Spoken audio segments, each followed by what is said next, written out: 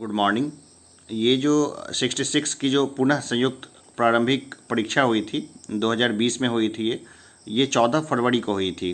तो इसका हम लोग जो है सॉल्व पेपर लेकर के आए हैं। इस पेपर को सॉल्व करेंगे, आप देख लीजिएगा कि आपका इसमें कितना सही हो रहा है। तो पहला क्वेश्चन को देखते हैं। निम्नलिखित में से कौन सी मूल भौतिक राशि है?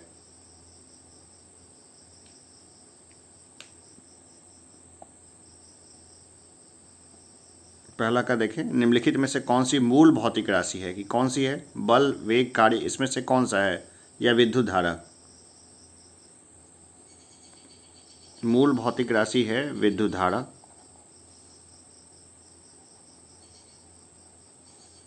आगे देखते हैं। अनुदैर्ध्य तरंग का उदाहरण है।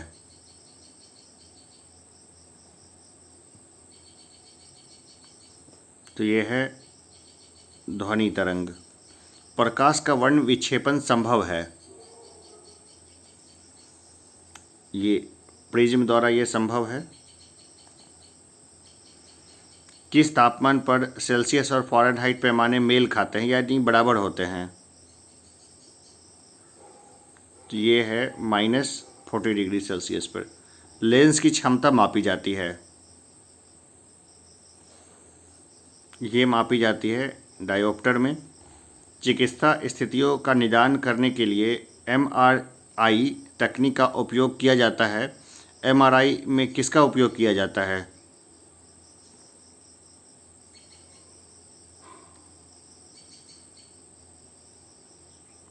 तो ये किया जाता है एक्स किरण का।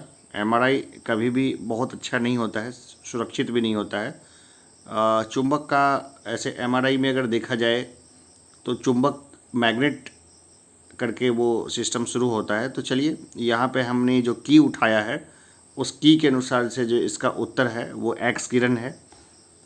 जब एक ध्वनि तरंग एक माध्यम से दूसरे माध्यम में जाती है तो वह राशि जो अपरिवर्तित रहती है क्या है वो? तो वह है आवृत्ति होगी। आवृत्ति यहाँ पे गलत लिखा हुआ था, आकृति गलत लिखा हुआ, ये होगा आवृत्ति। ठीक है, जो बदलती नहीं है। प्रकाश वर्ष मात्रक है। ये मात्रक है दूरी का। निम्नलिखित में से कौन सा कण आवेश रहित है?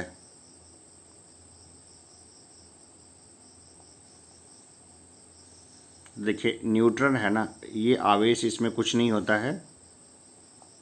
न्यूट्रॉन में किसी तरह का आवेश नहीं होता है। ओम मीटर मात्रक है। तो ये मात्रक है प्रतिरोधकता का। नीलम रूबी का रासायनिक सूत्र है।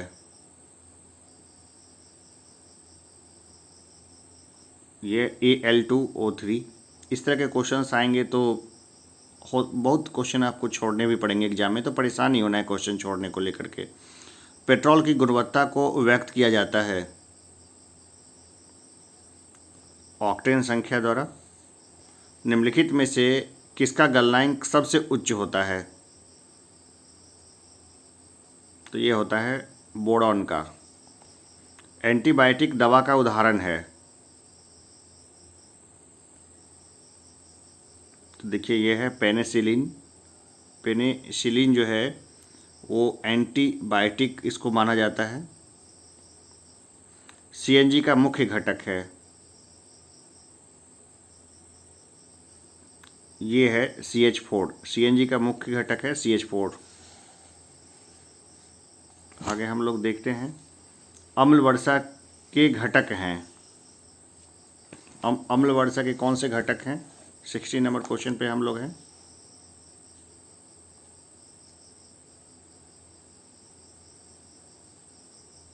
तो देखिए इसमें जो है ना HNO3 है और H2SO4 है, तो A तथा B दोनों हो जाएगा। देखिए E भी उसका उत्तर हो सकता है, ठीक है ना, लेकिन हम लोग जो है इसको A और B ही लेंगे क्योंकि जो सबसे ऊपर से देखना शुरू करते हैं, यहाँ देखा, यहाँ देखा, यहाँ देखा, यहाँ देखा, ABCD में अगर सब मिल गया तो हम लोग इसको जो है सो ऊपर ही ले लेंगे। वैसे कई बार BPSC इसका उत्तर E भी दे सकती है, उसका कोई भरोसा नहीं है, और हमने उसके की से ही जो भी उत्तर लिया है उसके की से ही लिया है। तो आप इसमें जो भी गलती होती है उसके लिए आप आर्गू कर सकते हैं, और हम लोग जो भी होगा बेस्ट प्रैक्टिस वो करेंगे। कई बार गलत उत्तर पे भी बीपीएससी अड़ जाती है, और ऐसे 5-7 क्वेश्चंस होते ही हैं हर बार ही। भारत का भारी जल का रासायनिक सूत्र है, तो यह है D2O। कहाँ यूज होता है ये? न्यूक्लियर रिएक्टर्स में यूज होता है। पानी का पीएच मान है, पानी का पीएच मान कितना है? तो ये है 7। ठीक है, पानी का पीएच मान जो है लगभग 7 है। वर्ष 2019 में रसायन क्षेत्र में किसको विकसित करने के लिए नोबेल पुरस्कार दिया गया था?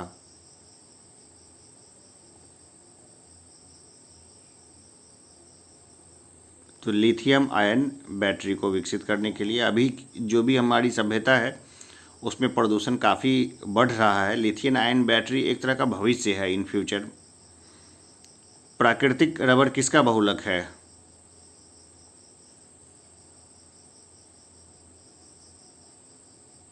ये बहुलक है आइसोप्रोपीन का। पानी की टंकी में फंगी को नष्ट करने के लिए इस्तेमाल किए जाने वाला रसायन है?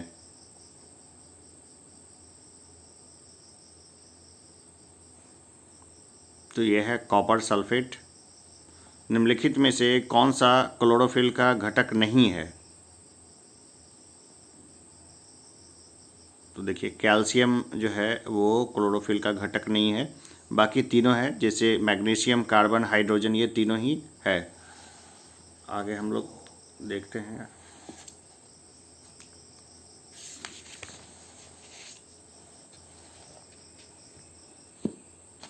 ट्वेंटी 23 नंबर क्वेश्चन के ऊपर देखते हैं। पौधों में पानी पहुंचाया जाता है,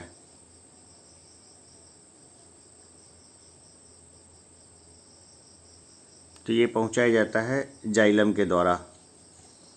प्रकाश संश्लेषण के दौरान हरे पौधे अवशोषित करते हैं,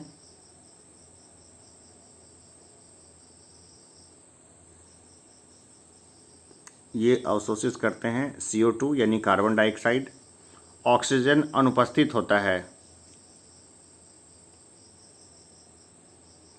केरोसिन में ऑक्सीजन नहीं होता है। वैसे ये काफ़ी जो है ना, मतलब कंट्रोवर्शियल क्वेश्चन इसको बोलेंगे, क्योंकि इसमें कई बार मैंने इसमें उत्तर में इसमें कांच भी देखा है, लेकिन इससे पहले भी ये क्वेश्चन बार बार रिपीट हुआ है। तो ऑक्सीजन अनुपस्थित होता है तो इसमें हम लोग केरोसिन ही लगाएंगे, वो ज़्यादा सही रहेगा। 26 नंबर पे आते हैं। एंजाइम लाइपेज का स्रोत है,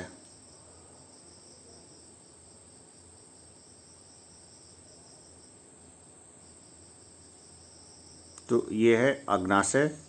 BBC वैक्सीन का इस्तेमाल किसकी रोकथाम के लिए किया जाता है? ये होगा क्षय रोग। निम्नलिखित में से कौन सा हार्मोन अग्नाशय द्वारा उत्पन्न होता है?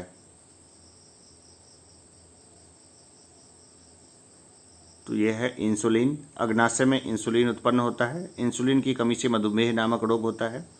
निम्नलिखित में से कौन रक्त के संचालन में मदद करता है? तो यह है लिम्फोसाइट। लिम्फोसाइट रक्त के संचालन में मदद करता है। अंगोरा ऊन किससे निकाला जाता है? अंगोरा ऊन किससे निकाला जाता है? देखिए, अंगारा खरगोश होता है, उसकी खेती होती है अंगारा खरगोश की, यानी बहुत सारे खरगोश पाले जाते हैं जिनकी लाल आंखें और सफ़ेद ऊन होता है, तो खरगोश से निकाला जाता है अंगोरा ऊन। कमला हैरिस का पैतृक गांव तमिलनाडु के किस जिले में स्थित है?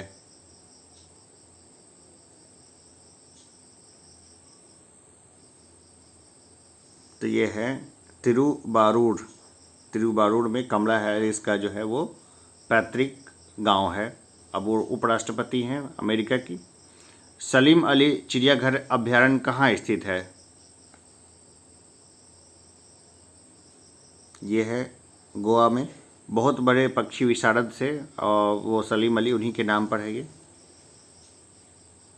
भारत में शिक्षण प्रणाली के सुधार के लिए मानव संसाधन विकास मंत्रालय द्वारा कौन सा पोर्टल लॉन्च किया गया है?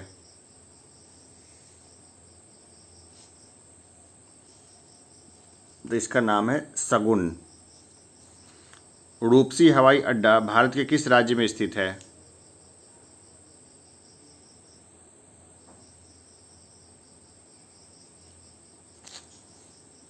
रूपसी हवाई अड्डा है असम में। चेहरे पर मास्क पहनने की अनिवार्यता के लिए भारत के किस राज्य ने कानून बनाया है?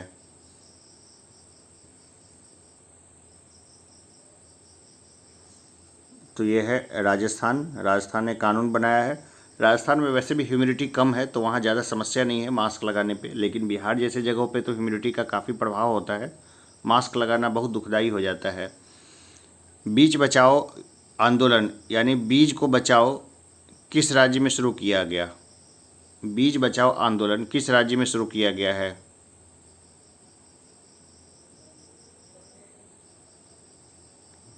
ये किया गया है उत्तराखंड में। जानवरों के प्रति क्रूरता की रोकथाम को भारतीय संविधान की किस सूची में रखा गया है?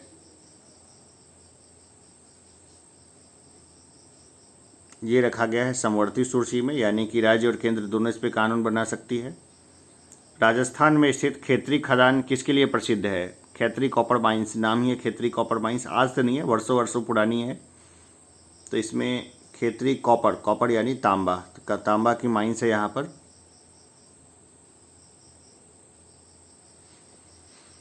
भारतीय प्रतिस्पर्धा आयोग के चेयरमैन कौन है? कॉम्पिटिटिव कमीशन ऑफ इंडिया के चेयरमैन पूछ रहा है ये। तो ये हैं अशोक गुप्ता। भारत में राष्ट्रीय सांख्यिकी दिवस कब मनाया जाता है?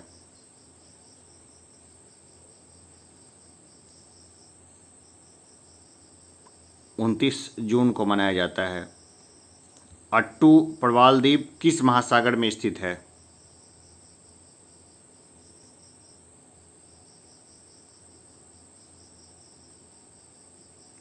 भारतीय महासागर में। भारत का किस देश के साथ स्वतंत्र आवागमन रेडीम है? ये है म्यांमार के साथ। भारत और चीन के बीच प्रथम अनौपचारिक सम्मेलन कहाँ हुआ था?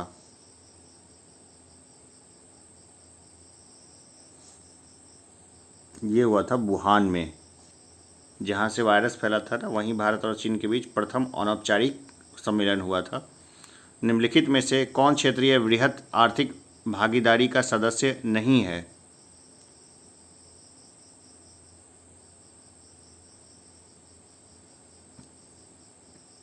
तो ये है पाकिस्तान।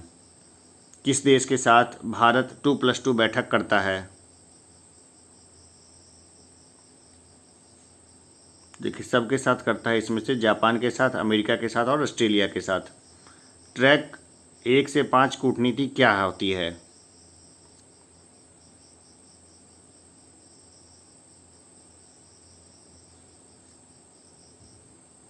तो ये होती है सरकारी एवं गैर सरकारी कूटनीति। वर्ष 2000 में मैकोंग गंगा सहयोग कहाँ शुरू हुआ था?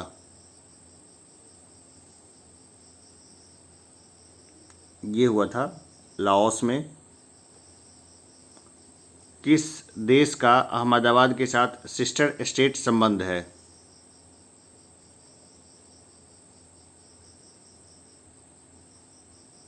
ये है जापान के साथ। न्यूजीलैंड का प्रथम भारतीय मूल का मंत्री कौन बना है?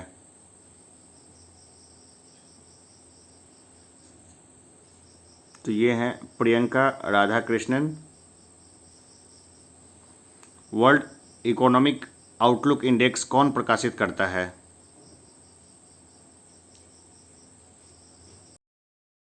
ये प्रकाशित करता है IMF, इंटरनेशनल मॉनेटरी फंड। आगे हम लोग देखते हैं, नेपाल की प्रथम बहुराष्ट्रीय पेट्रोल पाइपलाइन बिहार में कहाँ से प्रारंभ होती है?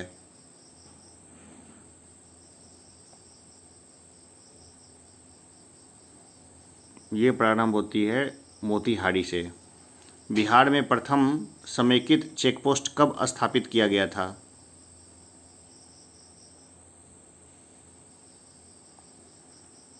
ये किया गया था 2018 में। पहले बिहार नेपाल की सीमाएं बिल्कुल खुली हुई थी।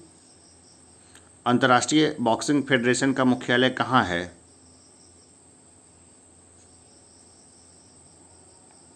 ये है न्यू जर्सी में। शेन वाटसन ने सभी प्रकार के क्रिकेट से संन्यास की घोषणा की है। ये निम्नलिखित में से किस टीम से खेलते थे? Shane Watson Chennai super Kings के लिए खेलते थे। भारत की प्रथम डॉल्फिन वेधशाला कहाँ बनाई जा रही है? ये बनाई जा रही है बिहार में। बिहार का प्रथम रामसर क्षेत्र कहाँ स्थित है?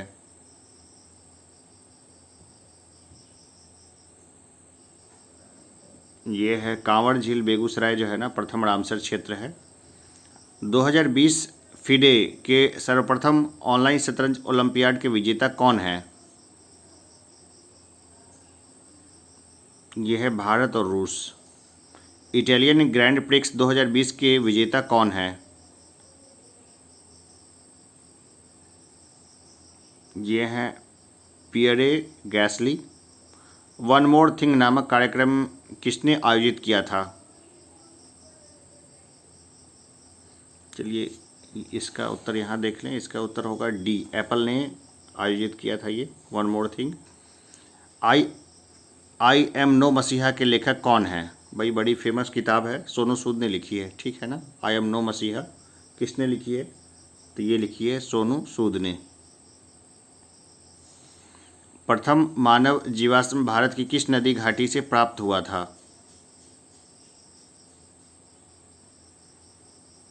ये हुआ था नर्मदा घाटी से।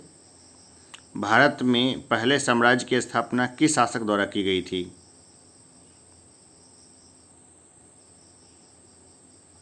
चंद्रगुप्त मौर्य के द्वारा।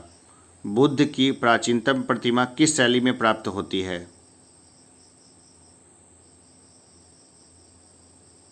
गांधार शैली में। किस अभिलेख में कलिंग विजय का वर्णन है? तो देखिए कलिंग इनमें से कोई नहीं होगा। कलिंग विजय का वर्णन कहाँ पर है मैं नीचे कमेंट में दिखा दूंगा। आयोग ने इसका उत्तर जो है ना ई दिया है।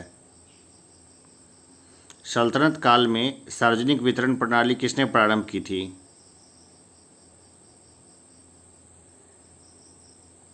अलाउद्दीन खिलजी ने। मूल्य नियंत्रण के लिए किया था ताकि बड़ी सेना रखी जा सके। सन 1565 में कौन सा प्रसिद्ध युद्ध हुआ था?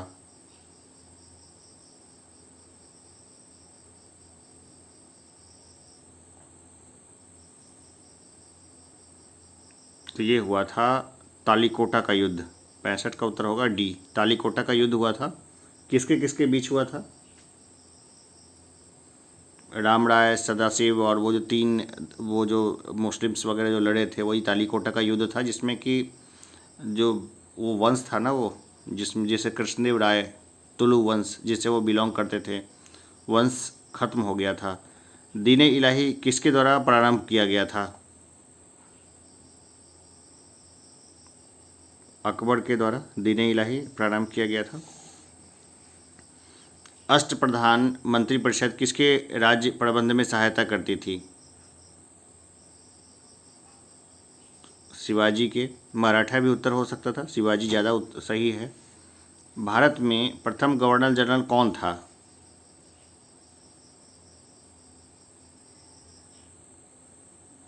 देखिए इसमें तो उत्तर ही नहीं है, ठीक है ना। तो इसका लॉर्ड मेयो, लॉर्ड लिटन, ये डफरिन कैनिंग नहीं थे कोई भी, तो उत्तर इसका ई होगा। भारत में ब्रिटिश साम्राज्य का संस्थापक कौन था?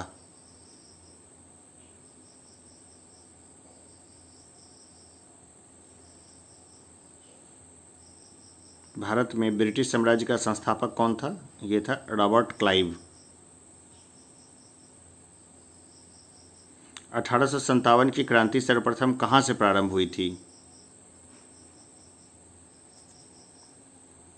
ये हुई थी मेरठ से। मुंडा विद्रोह का नेता कौन था? इतना सिंपल क्वेश्चन भी बीपीएससी पूछ लेती है। तो ये था बिरसा मुंडा, ये थे बिरसा मुंडा। आर्य समाज की स्थापना किसने की थी? स्वामी दयानंद सरस्वती ने। प्रथम भारत रत्न प्राप्त करने वाले कौन थे?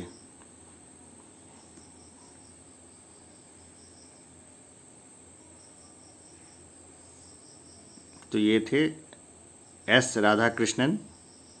बिहार का कौन सा शहर 5 पहाड़ियों से घिरा हुआ है? पहले भी था, राजधानी बनता था ना बार बार उस इसलिए। देखिए राजगीर का नाम ही नहीं है इसमें, तो ऐसा कोई भी नहीं है जो 5 पहाड़ियों से घिरा हुआ हो। आसान क्वेश्चन है लेकिन इसका उत्तर कठिन कर दिया, तो इसका उत्तर ई हो जाएगा। भारत के प्रथम राष्ट्रपति राजेंद्र प्रसाद किस राज्य से थे?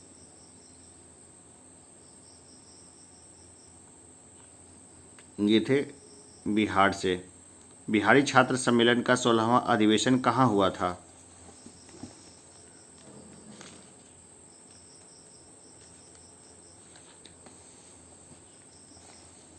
कहाँ पे हुआ था बिहारी छात्र सम्मेलन?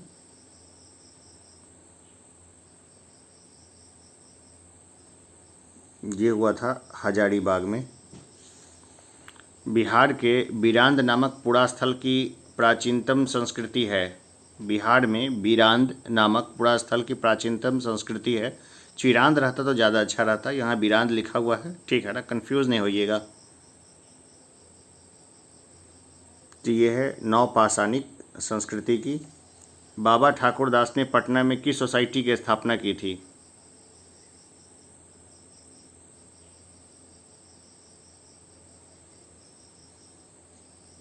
ये थी रामकृष्ण सोसाइटी। बाबा ठाकुर दास ने रामकृष्ण सोसाइटी की स्थापना की थी। स्वतंत्रता पश्चात बिहार का प्रथम राज्यपाल कौन था? ये थे जयराम दास दौलतराम। उत्तरी अमेरिका में नियाग्रा जलप्रपात किन 2 झीलों के बीच स्थित है?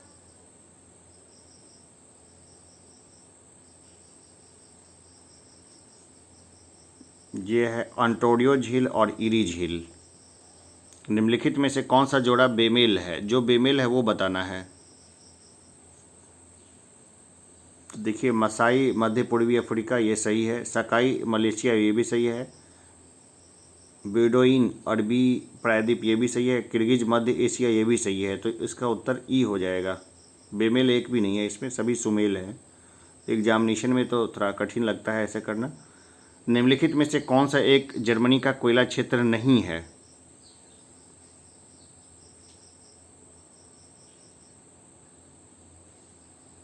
तो ये है लॉरेन बेसिन। रूस के किस शहर के उत्तर का वेनिस कहा जाता है? ये है सेंट पीटर्सबर्ग, इसको उत्तर का वेनिस कहा जाता है। यूरोप में पड़ीनी पर्वत श्रृंखला किन 2 भागों को अलग करती है? ये स्पेन और फ्रांस को अलग करती है। भारत में चंद्रा और भागा नदियाँ किस क्षेत्र में बहती है?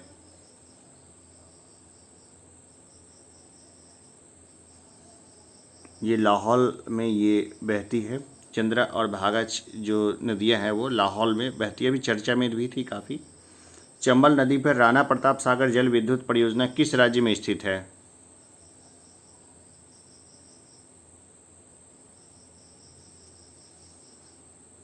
ये है राजस्थान में। भरमौर जनजातीय क्षेत्र किस प्रांत में स्थित है?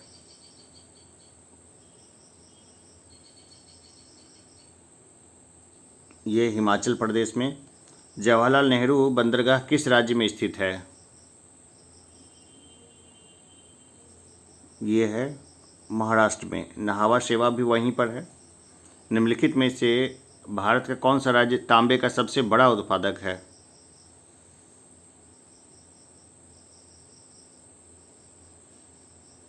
तांबे का जो सबसे बड़ा उत्पादक है वो है मध्य प्रदेश। वैसे खेतरी कॉपर माइंस काफ़ी फेमस है, ठीक है ना, लेकिन सबसे बड़ा उत्पादक है मध्य प्रदेश। कश्मीर में पहलगाम किस नदी के किनारे बसा है?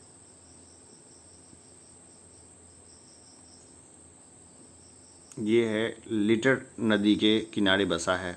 पहलगाम जो है वो लीटर नदी के किनारे बसा है। दंडकारण्य क्षेत्र किस राज्य में स्थित है? देखिए यहाँ पे उत्तर में उड़ीसा में नहीं, छत्तीसगढ़, आंध्र प्रदेश, तेलंगाना में नहीं है। इसमें उत्तर होगा दंडकारण्य का ई होगा, ठीक है ना। एक से ज़्यादा में है ये। एक से ज़्यादा क्षेत्र में फैला हुआ है। निम्नलिखित में से कौन सी मवेशी नस्ल राजस्थान की नहीं है?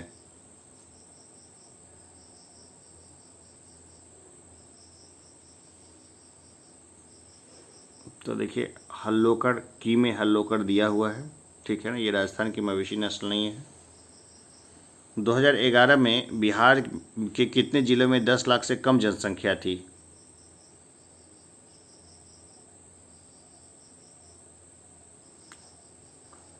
तो ये है 3, ठीक है ना। देखिए फंसा दिया ना, यहाँ पर आपने पूरा जनसंख्या पढ़ लिया, सब कुछ अच्छे से कर लिया, लेकिन यहाँ पे इस तरह के जो क्वेश्चंस आएंगे इसके लिए आप प्रिपेयर्ड कितने हैं ये महत्वपूर्ण है। यानी छोटी छोटी ऐसी जानकारी पूछी जा सकती है जो एकदम आप ही के बीच में से निकालेगा, लेकिन आपको परेशानी हो जाएगी कहाँ से लिया कैसे लिया। चलिए अगला लेते हैं। बिहार में निम्नलिखित में से किस अनाज का प्रति हेक्टेयर उत्पादन सबसे अधिक है? तो मक्का का, ठीक है ना, मक्का का जो है प्रति हेक्टेयर उत्पादन जो है वो सबसे अधिक है। आगे देखते हैं 96 पे आते हैं। बिहार में मछली उत्पादन करने वाला अग्रणी जिला है, सबसे आगे कौन सा जिला है जो मछली उत्पादन करता है?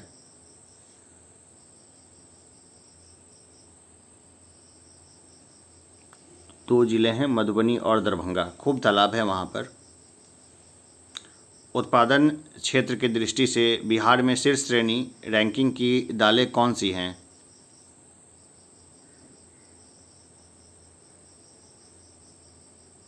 तो ये है मूंग और मसूर। बिहार में गन्ना उत्पादन में अग्रणी जिला है।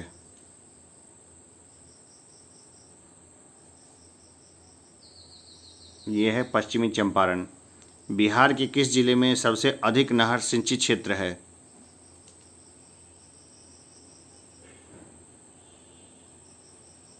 ये है रोहतास। बिहार के वे जिले कौन से हैं जिन्होंने 2000 में क्रमशः सबसे कम ग्रामीण महिला साक्षरता दर थी? तो ये है किशनगंज और सहरसा।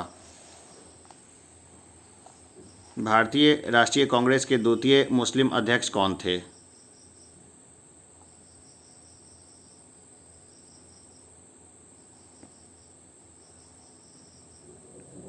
भाई दूसरे पूछ रहे हैं, द्वितीय मुस्लिम अध्यक्ष कौन थे? तो ये थे रहीमनुद्रा मोहम्मद सयानी। संविधान सभा की प्रथम बैठक कब हुई थी?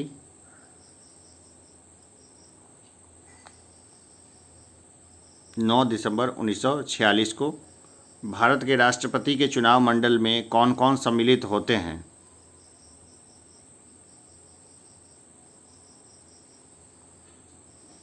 देखिए संसद के दोनों सदनों के निर्वाचित सदस्य एवं राज्य विधानसभाओं के सभी निर्वाचित सदस्य जो मनोनीत होते हैं वो वोट नहीं दे सकते हैं, विधान परिषद इसमें शामिल नहीं होती है। भारतीय संविधान के अनुच्छेद 110 के अनुसार धन विधेयक की परिभाषा में क्या सम्मिलित है? देखिए जो भी है वो सब इसमें सम्मिलित नहीं है, तो उत्तर इसका ई हो जाएगा। इंद्र साहनी बनाम भारतीय संघ मुकदमे में सर्वोच्च न्यायालय का निर्णय किस विषय से संबंधित है? तो देखिए ये है संबंधित सरकारी नौकरियों में अन्य पिछड़ा वर्ग का आरक्षण। 106 नंबर पे आते हैं। भारत में किस दल को राष्ट्रीय दल बनने हेतु पूर्व चुनाव में कम से कम कितना प्रतिशत वोट प्राप्त होना चाहिए?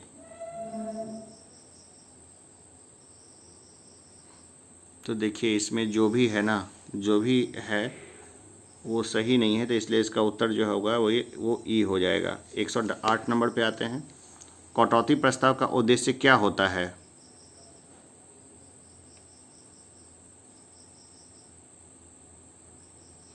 तो ये है उत्तर सी, बजट प्रस्तावों के खर्च में कमी का प्रस्ताव प्रस्तुत करना। 108 नंबर देखते हैं। सूची 1 के साथ सूची 2 को मिलाइए। अब इसमें देखते हैं ग्राम पंचायत का गठन, समान आचार संहिता, कृषि एवं पशुपालन, जिसमें अगर देखिए अगर 2-3 ही आते हैं ना तो हम इसका उत्तर कर पाएंगे।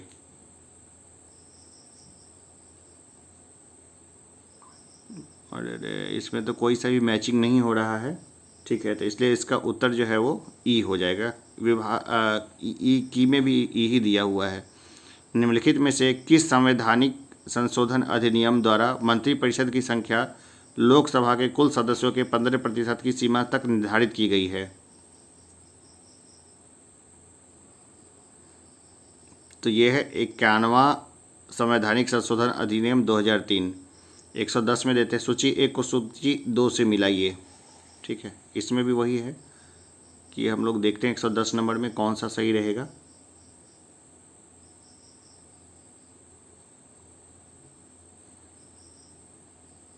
एस.सी. हनुमंत राव जो थे वो 1984 में बने थे, है ना। यहाँ पे एक ही जगह पर है जो ये है, तो इसका उत्तर डी हो सकता है। एक बार की चेक कर लेना है आप, ठीक है ना। 111 है, निम्नलिखित में से कौन सी एक सकल घरेलू उत्पाद यानी जीडीपी गणना करने की विधि नहीं है?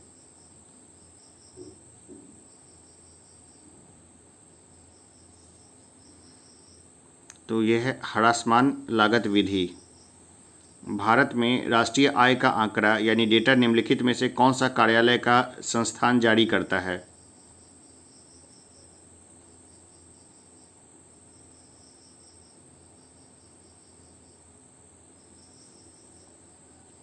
तो यह है CSO। आयुष्मान सहकार योजना के बारे में निम्नलिखित में कौन सा कथन सत्य नहीं है? तो ये है भारत के वित्त मंत्रालय ने यह योजना शुरू की है, ये सत्य नहीं है। 114 देखें, भारत के बजट में किस वर्ष वस्तु लेन देन कर यानी GST प्रस्तुत किया गया है? CST प्रस्तुत किया गया है। तो यह है 2013-14 में।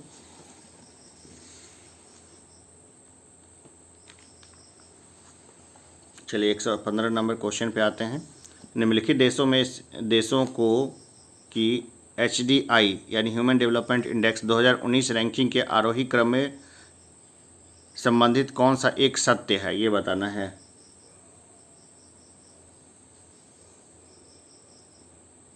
आरोही क्रम में है ये, यानी कि पहले ब्राज़ील, इसके बाद चीन, फिर दक्षिण अफ्रीका, फिर भारत।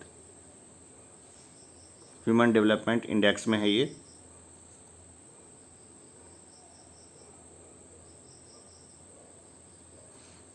एक बार इसको देख लीजिएगा कि सही है या गलत है। भारत में जेंडर बजटिंग कब शुरू किया गया था?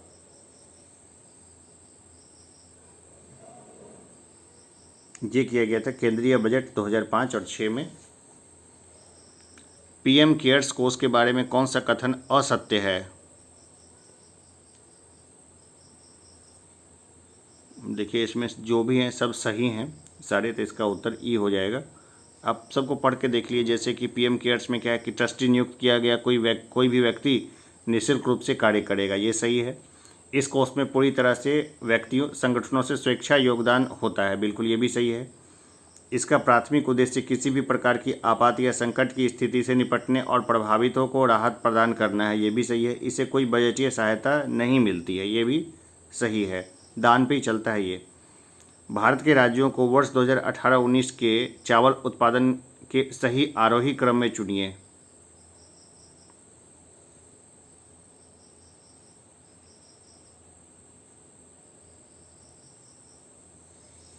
देखिए इसमें तो कोई भी नहीं है, तो इसका उत्तर भी ई हो जाएगा, ठीक है ना। 119 पे आते हैं, नगद आरक्षित अनुपात को कम करने से अर्थव्यवस्था पर इसका निम्नलिखित प्रभाव पड़ेगा।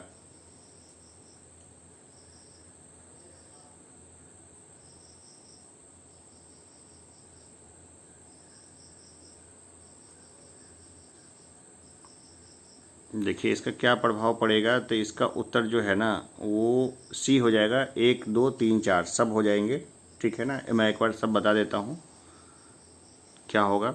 तो बैंकों के पास अधिक तरलता लाभ होगा, अर्थव्यवस्था में निवेश वृद्धि देखने को मिल सकती है, अर्थव्यवस्था में मुद्रा पूर्ति बढ़ सकती है, वास्तविक निवेश की दर में गिरावट आ सकती है, ठीक है ना। तो ये सारे होंगे। 120 नंबर पर हम लोग आते हैं। भारतीय रिजर्व बैंक के अनुसार 2018-19 में भारत के विदेशी मुद्रा भंडार का कुल मूल्य क्या था?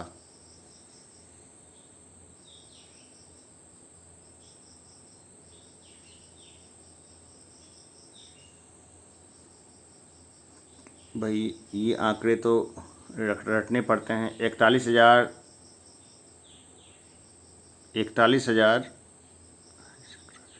एक मिनट रुकिए, है ना, ये है इकाई, दहाई, सैकड़ा, हज़ार, 10,000, लाख, 4,12,871 मिलियन डॉलर। इस तरह की चीज़ें जो है ना कई बार रटनी पड़ती है, रट लिया जाए इसको। 15वें वित्त आयोग की सिफारिश पर केंद्रीय करों के विभाज्य पूल में बिहार का हिस्सा कितना है?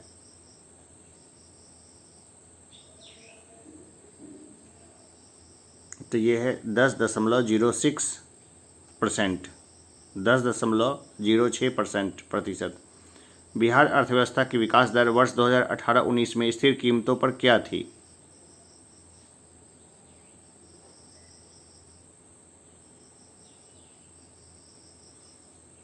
तो ये थी 10.53%, है ना। अब इतना छोटा सा गैप देते हैं ना कि आप इसको देख लिया कीजिए, और उत्तर ई भी रहता है, तो एक पॉइंट का भी गलती हो तो पूरा गलत। 123 नंबर क्वेश्चन को देखते हैं। बिहार राज्य के सकल राज्य मूल्य वर्धित यानी GSVA में कृषि और संबद्ध क्षेत्रों का योगदान वित्तीय वर्ष 2017-18 में कितना था?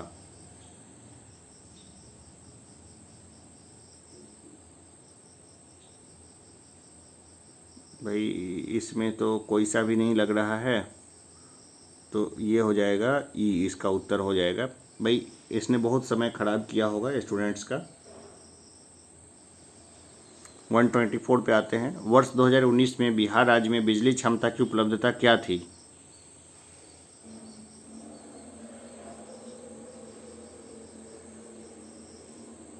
तो ये थी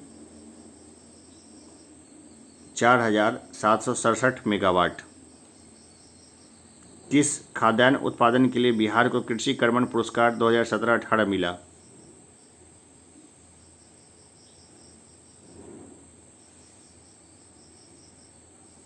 तो ये मिला है गेहूं के उत्पादन के लिए। मक्का के लिए मिल सकता था, लेकिन गेहूं के लिए मिला है बिहार को।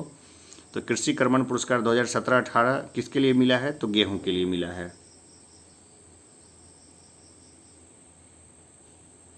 नेक्स्ट क्वेश्चन पे चलते हैं।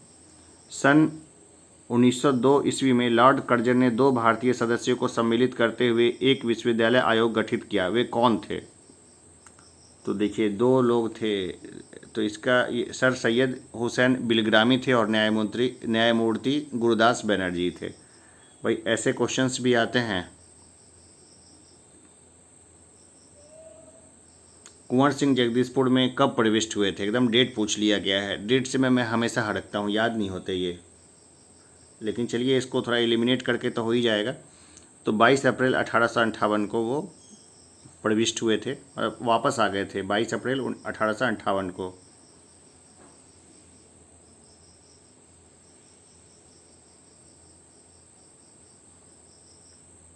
चलिए, है ना, बाकी डेट भी इतने सिमिलर देते हुए लिखे हुए हैं ना कि बस छांटना मुश्किल है इसमें। 128 नंबर पे आते हैं। पूना सार्वजनिक सभा की स्थापना की थी?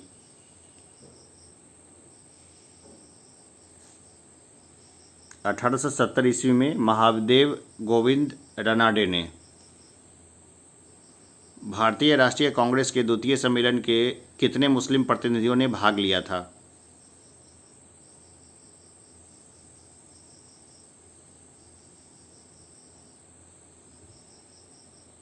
ये 33 मुस्लिम प्रतिनिधियों ने भाग लिया था।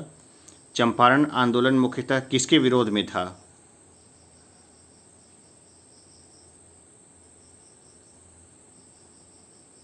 नकदी फसल, ठीक है ना। नील जो था ना वो नकदी फसल था, उसी के विरोध में था। तो आगे देखते हैं। 1904 ईस्वी में देवघर में गोल्ड लीग की स्थापना ब्रिटिश का बहिष्कार और स्वदेशी आंदोलन की प्रगति के लिए की गई। कहाँ पर की गई?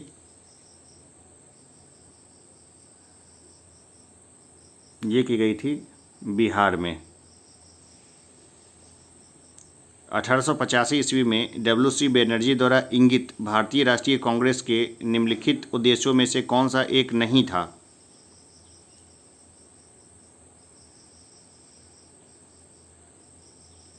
तो देखिए इसका उत्तर जो होगा ना ई हो जाएगा, ठीक है। विभाग ने भी इसका ई दिया है, आप रोक के इसको देख लीजिएगा इस क्वेश्चन को। 133 पे आते हैं। 1906 में लंदन में अभिनव भारत सोसाइटी की स्थापना किसने की थी?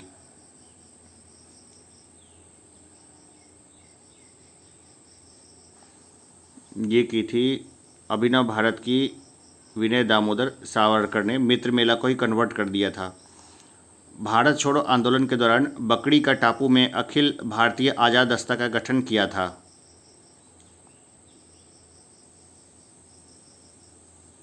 ये किया था जयप्रकाश नारायण ने। सन 1872 ईस्वी में बिहार हेराल्ड प्रारंभ किया था।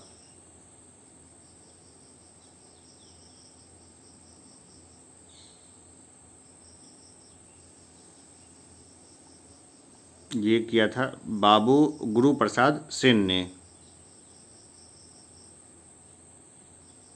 चलिए आगे चलते हैं, देखते हैं। मुस्लिम लीग ने अपना वार्षिक अधिवेशन नियमित रूप से प्रारंभ किया था।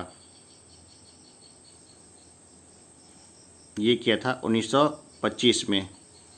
भाई जनसंघ की स्थापना भी हुई थी 1925 में, और भी कई चीज़ हुए थे 1925 में। जर्मनी के समर्थन में काबुल में राजा महेंद्र प्रताप सिंह के नेतृत्व में अंतरिम सरकार का गठन हुआ था।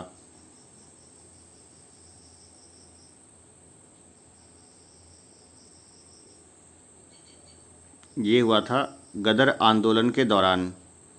तेभागा आंदोलन सन 1946 ईस्वी में बंगाल में प्रारंभ हुआ।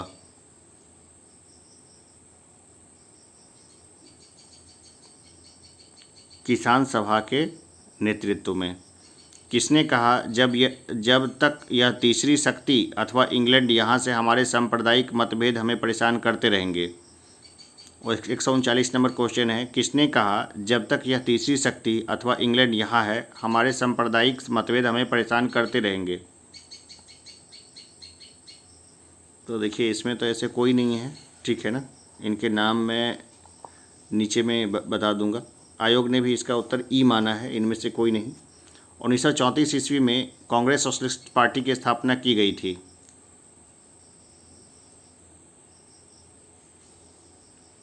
तो ये की गई थी जयप्रकाश नारायण और आचार्य नरेंद्र देव के द्वारा। 131। अब ये मैथमेटिक्स के क्वेश्चन है, ये आसान है, तो आप देख लीजिए। मैं इसके खाली उत्तर बता देता हूँ आपको कि 141 का जो है ना, ये तो देखिए इसको सॉल्व करिएगा तो कोई सा भी उत्तर नहीं आएगा। ये उसका उत्तर होगा। टाइम ख़राब करने के लिए दिया आयोग ने। 142 नंबर क्वेश्चन आप चाहे तो पॉज करके पढ़ लें, ठीक है ना। हल नहीं करूँगा मैं यहाँ पर, समय नहीं है मेरे पास अभी। इसका भी उत्तर जो है मैं ए होगा। 143 का देखिए, 143 का जो उत्तर होगा वो डी होगा। 144 का क्वेश्चन देख लीजिए आप, है ना। 144 का, चलिए तो ऐसे ही निकल जाएगा। 144 का ए होगा। 145 का देखिए, 145 का बी होगा, ठीक है ना। 146 का लीजिए, 146 को अच्छे से देख लीजिए, चाहे तो पॉज करके इसको सॉल्व करिए। 146 का जो है वो सी होगा। 147 का देखिए, चाहे तो रोक करके इसको चेक कर लीजिए। इसका 147 का बी होगा। 148 का देखिए, तो 148 का भी रोक करके देख लीजिए, इसका भी बी होगा। 149 का देखिए, 149 का भी बी उत्तर होगा, ठीक है। अब हम लोग लास्ट क्वेश्चन को लेते हैं।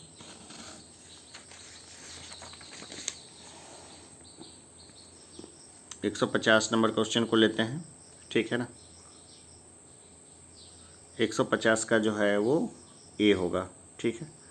तो ये था 66 की जो पुनर्परीक्षा हुई थी इसका पेपर, इसके 66 का। और बाकी जितने हैं ना, अभी तक जितने बीपीएससी ने क्वेश्चन पूछे हैं सब मैं यहाँ पे कराता रहूँगा, धीरे धीरे सब करा दूँगा। अभी एग्जामिनेशन की कोई डेट नहीं आई है। मेरी इच्छा है कि नोटिफिकेशन से पहले तक लगभग इतने सेट करा दूँ जिससे कि आपका काम अच्छे तरीके से हो जाए। अभी के लिए इतना ही, धन्यवाद।